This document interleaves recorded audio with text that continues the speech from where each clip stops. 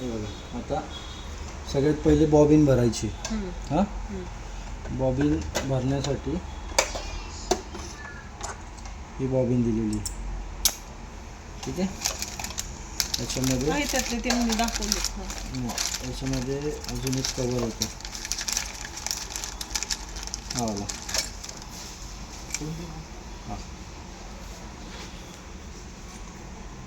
हा कवर इथे लावून ठेवायचा. कंटिन्यू बॉबिन जे आहे सरळ उलटी कशीही तुम्ही फक्त इथे लॉक करायची, ठीक आहे. आता इथे ॲरो दिलेले आहेत आणि बाण दाखवलेले आहेत, दिसतं ते. तर सगळ्यात पहिले धागा घ्यायचा इथे 1 नंबर, त्याच्यानंतर इकडनं U-टर्न करून असं घ्यायचं इथे. बॉबिनला हाताने 1-2 वेळा राऊंड करायचं, दोन्ही दोरे टाईट पकडून, आणि हे दोन्ही दोरे एकत्र करायचे असे.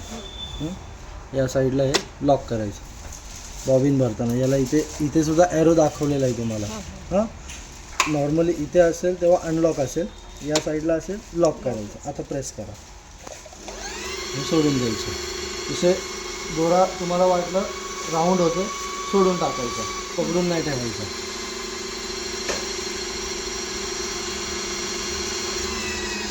बस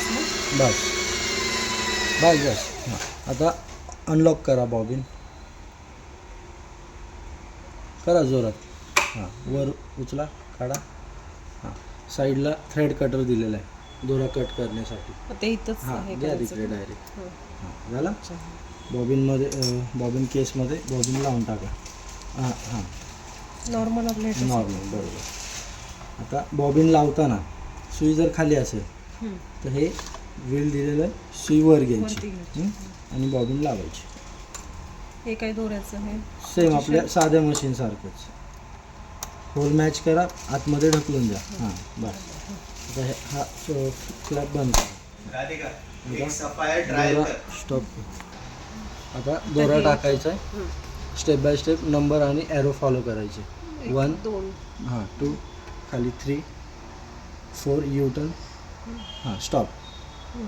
एक हाताने तो दोरा पकडायचा, एका हाताने चाक वरती घ्या, बस. U-टर्न. हां हां उलटा झाला ॲरो दाखवल्याप्रमाणे. हां खाली या, ही तार दिसते, या तारेमध्ये अडकवा असं का. हां उलट हां मग हां बरोबर इकडनं. हां हे बघा हे असं. अच्छा हां वरती पकडून करायचं. आलं. आता प्रेशर फूट खाली ठेवा पाठीमागून.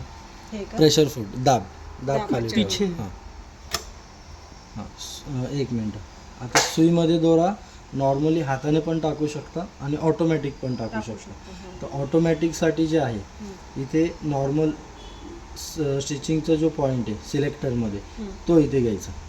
घ्या इथे. हां आता निडल पूर्ण वरती या, वरती. हां आला. हां बस. आता एका हाताने हा दोरा असा पकडायचा इथे आणि एका हाताने हा जो पार्ट आहे दिसतो हा खाली घ्या, पूर्ण प्रेस करा. 1 मिनट. इसका एक इधर